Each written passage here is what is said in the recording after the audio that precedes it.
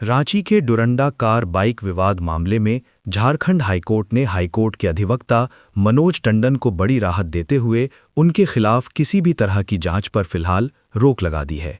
Justice Sanjay Kumar Dwivedi की एकल पीठ ने मामले की सुनवाई करते हुए सोशल मीडिया पर खुद को पीड़ित बताने वाले मोबाज खान की आपत्तिजनक पोस्ट को गंभीर माना है। कोर्ट ने राज्य सरकार, केंद्र सरकार और सीबीआई को नोटिस जारी कर पीएफआई से कथित संबंधों की जांच का निर्देश दिया है। 24 मार्च को विस्तृत सुनवाई होगी। टंडन ने अपनी याचिका में भीड़ द्वारा जानलेवा घेराव और वायरल वीडियो की जांच की मांग की थी। अब इस फैसले ने पूरे मामले को नया मोड़ दे दिया है। और अब बात गिरिडीह की, जहां निकाय चुनाव के बीच यूजीसी नियमों पर सियासी जंग छिड़ गई है। निकाय चुनाव के बीच यूजीसी की नई नियमावली को लेकर गिरिडीह की राजनीति गर्मा गई है। भाजपा नेता डॉक्टर रविंदर राय और राज पालीवाल ने मंत्री सुदिव्य कुमार पर समाज को बांटने का आरोप लगाया, तो जवाब में मंत्री ने भाजपा पर ही विभाजन की राजनीति करने का पलटवार किया। भाजपा का कहना है कि स्थानीय चुनाव में राष्ट्रीय मुद्दे लाकर समाज को भ्रमित किया जा रहा है। वहीं झामुमो का आरोप है कि भाजपा अमीर, गरीब और जाति के आधार पर राजनीति कर रही है। इस बीच भाजपा से बगावत कर मेयर चुनाव में उतरे नागेश्वर दास की झामुमो में वापसी ने मुकाबला और दिलचस्प बना दिया है। सियासी बयानबाजी से चुनावी तापमान लगातार बढ़ता जा रहा है। इधर धनबाद में बच्चा चोरी की अफवाह ने फिर एक महिला को भीड़ के गुस्से का शिकार बना दिया। धनबाद के बैंक मोड़ थाना क्षेत्र में बच्चा चोरी की अफवाह ने एक बार फिर कानून व्यवस्था को चुनौती दे दी। मटकुरिया शमशान घाट के पास लोगों ने एक महिला को बच्चा चोर समझकर पकड़ लिया और मारपीट शुरू कर दी। सूचना मिलते ही पुलिस मौके पर पहुंची और महिला को भीड़ से छुड़ाकर थाने ले गई। पूछताछ में महिला ने खुद को किन्नर बताते हुए भीख मांगकर गुजारा करने की बात कही। उसके पास से कोई आपत्तिजनक सामान बरामद नहीं हुआ। थाना प्रभारी ने अफवाह फैलाने वालों पर सख्त कार्रवाई की चेतावनी दी है। सोशल मीडिया पर भी निगरानी बढ़ा दी गई है ताकि झूठी खबरों पर लगाम लगाई जा सके। अब चलते हैं देवघर, जहां नशे के खिलाफ पुलिस की बड़ी कार्रवाई सामने आई है। देवघर में नशे के खिलाफ अभियान के बीच पुलिस ने बड़ी सफलता हासिल करते हुए 317 पुड़िया ब्राउन शुगर के साथ एक युवक को गिरफ्तार किया है। सदर एसडीपीओ के नेतृत्व में की गई छापेमारी में करीब 130 ग्राम ब्राउन शुगर बरामद हुई है, जिसकी बाजार कीमत लगभग 50 लाख रुपए बताई जा रही है। गिरफ्तार युवक अजय मार्डी पश्चिम बंगाल के आसनसोल का निवासी है। उसके पास से मोबाइल, नकद रुपए और अन्य सामान भी जब्त किए गए हैं। पुलिस अब नेटवर्क के अन्य सदस्यों की तलाश में जुटी है और शहरवासियों से सहयोग की अपील की गई है। देवघर को नशा मुक्त बनाने के लिए पुलिस ने सख्त रुख अपनाने का संकेत दिया है। उधर कोडरमा में भी अफवाह ने एक युवक को भीड़ के हवाले कर दिया। कोडरमा गिरिडीह बॉर्डर के मरकच्चो इलाके में बच्चा चोरी की अफवाह ने एक युवक को भीड़ के गुस्से का शिकार बना दिया। नावाड़ी गांव में घूम रहे युवक को ग्रामीणों ने पकड़कर पूछताछ की। जवाब संतोषजनक न मिलने पर उसे बच्चा चोर बताकर मारपीट शुरू कर दी।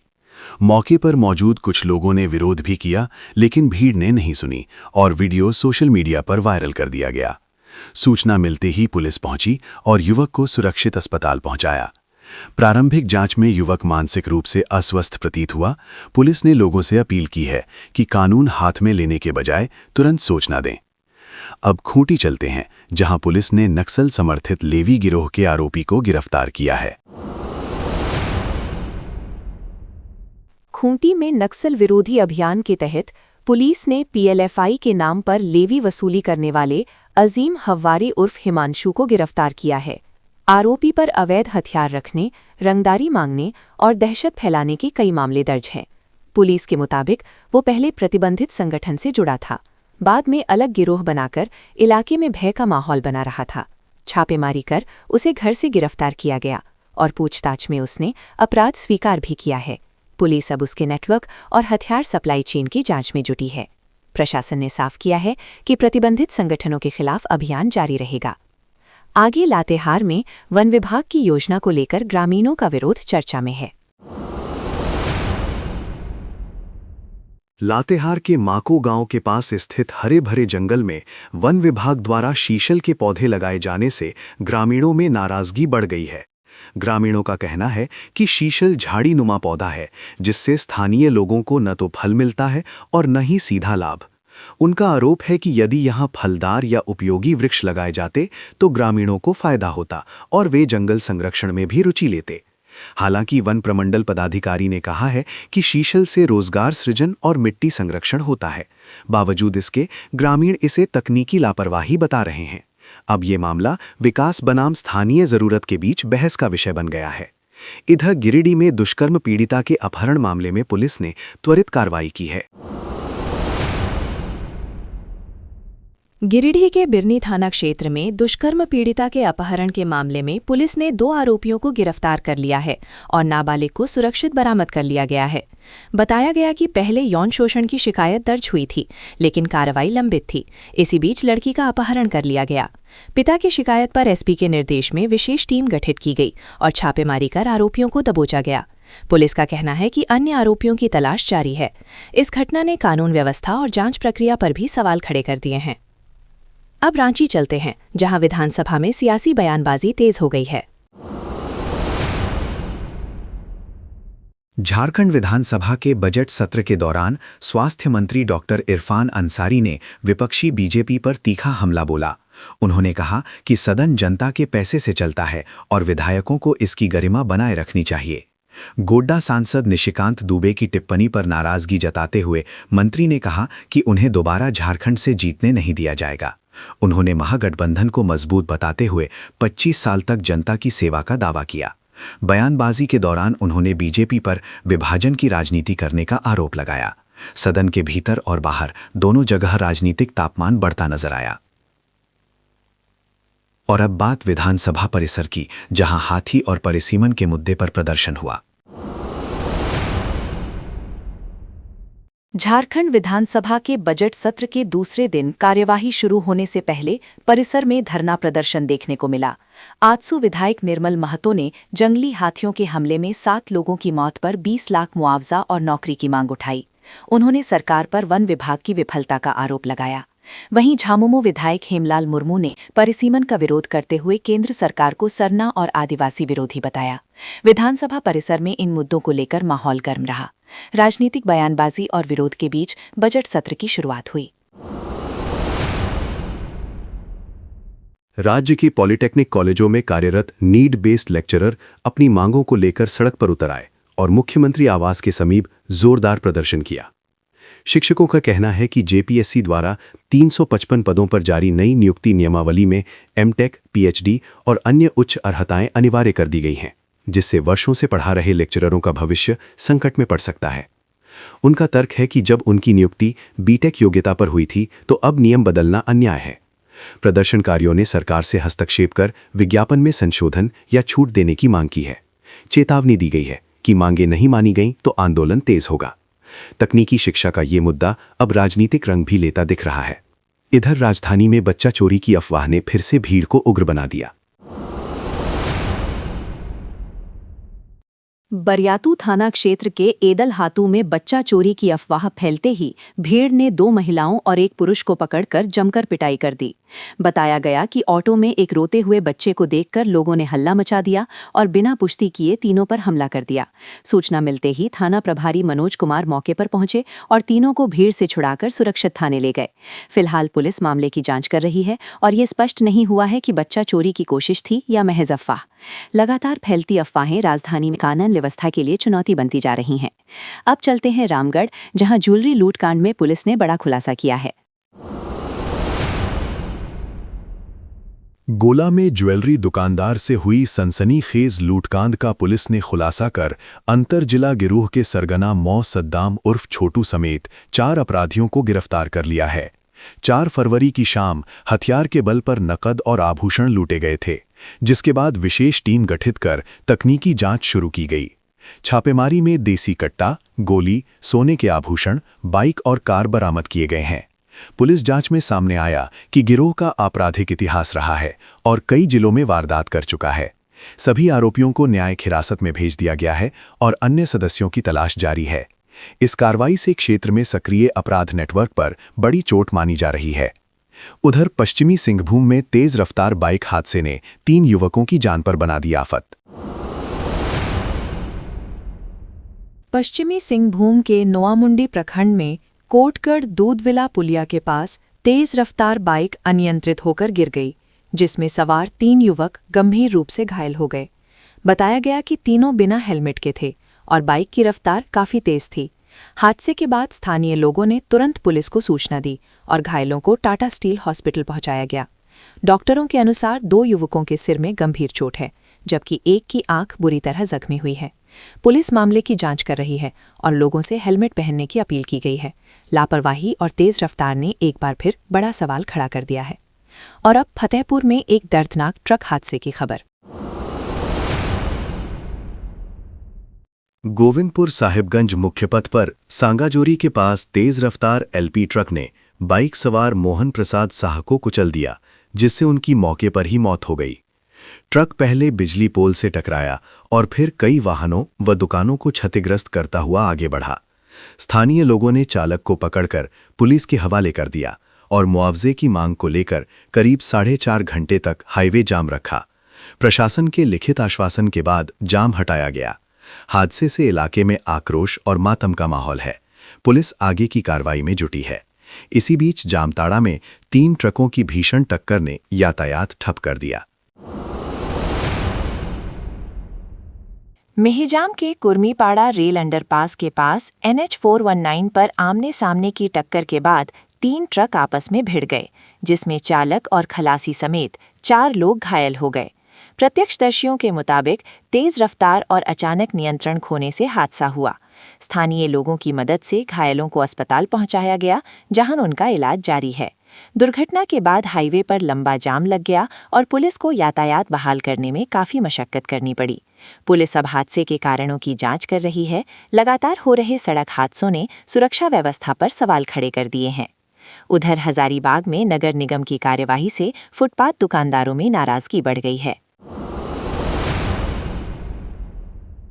हजारीबाग नगर निगम की कार्रवाई से फुटपाथ पर सब्जी बेचने वाले दर्जनों दुकानदारों को पुराने परिसर में शिफ्ट कर दिया गया है, जिससे उनकी बिक्री ठप हो गई है। दुकानदारों का आरोप है कि ये जमीन खास महल की है और ग्राहकों की आवाजाही बेहद कम होने से सब्जियां सड़ने लगी हैं। पार्किंग शुल्क के कारण ग्राहक भी दूरी बना रहे हैं। निकाय चुनाव से ठीक पहले हुई इस कार्रवाई ने राजनीतिक माहौल भी गरमा दिया है। नाराज दुकानदारों ने नगर निगम कार्यालय के सामने धरना देने की चेतावनी दी है। प्रशासन की अगली चाल पर सबकी नजर टिकी है। अब जामताड़ा में चुनाव आचार संहिता उल्लंघन के मामलों पर नजर डालते हैं। मेहिजाम नगर परिषद चुनाव के दौरान आदर्श आचार संहिता उल्लंघन के 2 मामले सामने आए हैं। एक प्रत्याशी पर परमिशन वाले वाहन की जगह दूसरे वाहन से प्रचार करने का आरोप है, जबकि दूसरे मामले में चालक बदलने पर 10,000 रुपये का जुर्माना लगाया गया है। प्रशासन ने स्पष्ट किया है कि चुनाव प्रक्रिया में नियमों का पालन अनिवार्य है और उल्लंघन पर सख्त कार्रवाई होगी। इन घटनाओं के बाद राजनीतिक हलकों में चर्चा तेज हो गई है। अधिकारियों ने सघन जांच जारी रखने की बात कही है। इधर सिल्ली में ACB की कार्रवाई से हड़कंप मच गया। एंटी करप्शन ब्यूरो ने सिल्ली अंचल कार्यालय के अमीन गणेश महतो को 8,000 रुपये रिश्वत लेते रंगे हाथ गिरफ्तार किया है। आरोप है कि जमीन की नापी रिपोर्ट और नक्शा देने के बदले घूस मांगी जा रही थी। शिकायत के बाद ACB ने जाल बिछाकर कार्रवाई की और आरोपी को धर दबोचा। इस गिरफ्तारी से विभाग में हड़कंप मच गया है। ACB ने आगे की कानूनी प्रक्रिया शुरू कर दी है। भ्रष्टाचार के खिलाफ ये कार्रवाई एक बड़ा संदेश माना जा रहा है। और आखिर में रांची से एक राहत भरी खबर। रांची के विमेंस कॉलेज के पास से लापता हुई एक लड़की को पुलिस ने महज 4 घंटे के भीतर सकुशल बरामद कर लिया। घटना के बाद इलाके में अफरा तफरी मच गई थी और परिजनों ने तुरंत पुलिस को सूचना दी। SSP राकेश रंजन के निर्देश पर विशेष टीम गठित कर त्वरित कार्रवाई की गई। पुलिस ने तकनीकी जांच और स्थानीय खोजबीन के जरिए छात्रा को सुरक्षित ढूंढ निकाला। फिलहाल मामले की जांच जारी है और जल्द विस्तृत खुलासा किया जाएगा। इस तेज कार्रवाई से परिजनों ने राहत की सांस ली है। अरगोड़ा थाना क्षेत्र के रहने वाले जितेंद्र सिंह को डेटा चोरी और फर्जी दस्तावेज तैयार करने के आरोप में मुंबई पुलिस ने गिरफ्तार किया है। पूछताछ के बाद आरोपी को न्यायिक हिरासत में भेज दिया गया है। जांच में सामने आया है कि वो पंचायत सचिवालय से डेटा चोरी और फर्जी मोबाइल ऐप के जरिए जाली आधार कार्ड व मृत्यु प्रमाण पत्र तैयार करने में संलिप्त था। उस पर पहले भी जमीन जालसाजी और धोखाधड़ी के कई मामले दर्ज हैं। पुलिस इस नेटवर्क से जुड़े अन्य लोगों की तलाश में जुटी है। मामले में आगे की जांच जारी है। इधर गिरिडीह में शादी से पहले चोरी की बड़ी वारदात ने परिवार को झकझोर दिया। मुफस्सिल थाना क्षेत्र के मोहली टाड़ में अज्ञात चोरों ने घर में घुसकर करीब 4 लाख रुपए की नकदी और जेवरात पर हाथ साफ कर दिया। पीड़ित मोहन राय की बेटी की शादी मई में होनी थी और तैयारियों के लिए नकदी व आभूषण घर में रखे गए थे। चोरों ने दीवार फांदकर प्रवेश किया और परिवार के कमरे की कुंडी बाहर से बंद कर वारदात को अंजाम दिया। सुबह घटना का पता चलने पर इलाके में सनसनी फैल गई। परिवार ने जल्द गिरफ्तारी की मांग की है। पुलिस मामले की जांच में जुटी है। उधर गुमला में लेवी मांगने वाले अपराधियों पर पुलिस की कार्रवाई। घाघरा पुलिस ने ठेकेदार से लेवी मांगने और मारपीट करने के आरोप में 3 अपराधियों को गिरफ्तार कर जेल भेज दिया है। आरोप है कि बिजली विभाग के कार्य में लगे सुपरवाइजर पर हथियार के बट और पत्थर से हमला किया गया था। घायल को अस्पताल में भर्ती कराया गया था, जिसके बाद प्राथमिकता दर्ज हुई। पुलिस ने छापेमारी कर प्रेम उरांव, मुकेश उरांव और संदीप उरांव को पकड़ा। 2 अन्य आरोपी अभी फरार हैं, जिनकी तलाश जारी है। पुलिस ने कहा कि क्षेत्र में लेवी वसूली बर्दाश्त नहीं की जाएगी। इसी बीच धनबाद में बच्चा चोरी की अफवाह फिर बनी हिंसा की वजह। मटकुरिया शमशान घाट के पास बच्चा चोरी की अफवाह में भीड़ ने एक व्यक्ति के साथ मारपीट कर दी। सूचना पर पहुंची बैंक मोड़ थाना पुलिस ने उसे भीड़ से बचाया। जांच में पता चला कि वो ट्रांसजेंडर है और होली के मौके पर शुभकामनाएं देने निकला था। तलाशी में कोई संदिग्ध सामान नहीं मिला और पुलिस ने स्पष्ट किया कि बच्चा चोरी की खबर पूरी तरह अफवाह थी। थाना प्रभारी ने लोगों से कानून हाथ में न लेने और 112 पर सूचना देने की अपील की है। अफवाह फैलाने वालों पर कार्रवाई की चेतावनी भी दी गई है। अब बात राजनीतिक हलचल की, जहां पूर्व मंत्री की गिरफ्तारी ने माहौल गरमा दिया है। पूर्व मंत्री योगेंद्र साव और पूर्व विधायक निर्मला देवी को पुलिस ने हिरासत में लेकर कानूनी प्रक्रिया शुरू कर दी है। जानकारी के अनुसार योगेंद्र साव के खिलाफ विभिन्न थानों में कई मामले दर्ज थे और वे एनटीपीसी चट्टी बरियातू कोल माइंस में धरने पर बैठे थे। पुलिस ने धरना स्थल से ही उन्हें गिरफ्तार किया। गिरफ्तारी से पहले वे दिल्ली में कांग्रेस नेता राहुल गांधी से मुलाकात कर लौटे थे। दोपहर करीब 3 बजे हुई इस कार्रवाई से राजनीतिक गलियारों में हलचल तेज हो गई है। आगे की कानूनी कार्रवाई जारी है।